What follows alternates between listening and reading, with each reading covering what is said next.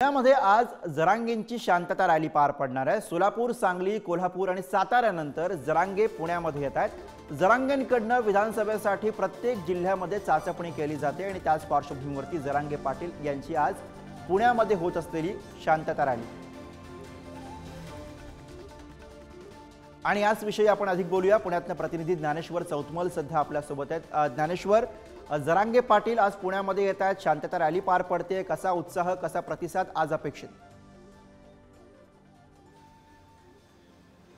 मनोज जरांगे पाटलांची शांतता रॅली आज पुण्यात येणार आहे। पुण्यात आता मी ज्या चौकात उभा आहे, सारसबाग चौकात, याच ठिकाणाहून या रॅलीला सुरुवात होणार आहे। ही रॅली या सारसबाग चौकातून पुढे जाईल आणि खंडोजी बाबा चौकात या रॅलीचा आजचा समारोप होईल। साधारण दुपारी 2 वाजताच्या दरम्यान या रॅलीला सुरुवात होईल अशी माहिती आहे। या संपूर्ण मार्गावर बॅनरबाजी जी आहे ती करण्यात आल्याचं आपल्याला पाहायला मिळतंय।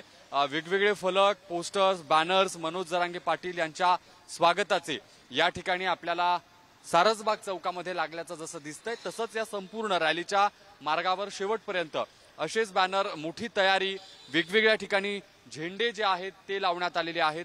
चौकांमध्ये रस्त्याच्या दोन्ही बाजूला अशा पद्धतीने हा संपूर्ण तयारीचा एकूण आढावा आपण घेतो। सगळ्यात महत्त्वाचं म्हणजे या आजच्या रॅलीच्या निमित्तानं या पुणे शहरातल्या, पुणे जिल्ह्यातल्या विधानसभा निवडणुकांच्या अनुषंगानं जरांगे काय आढावा घेतात, काही विशेष विधानसभा निवडणुकांच्या दृष्टिकोनातून बोलतात का, हेही पाहावं लागणार आहे। सध्या मनोज जरांगे पाटील बरोबर आहे, विधानसभेची चाचपणी सुद्धा जरांगे पाटील यांच्याकडनं सुरू आहे आणि त्यामुळे पुण्यामध्ये आज त्या संदर्भातलं काही वक्तव्य ते करतात का, कशा भेटीगाठी होतात हेही पाहावं लागेल। धन्यवाद ज्ञानेश्वर या सगळ्या सविस्तर माहितीसाठी।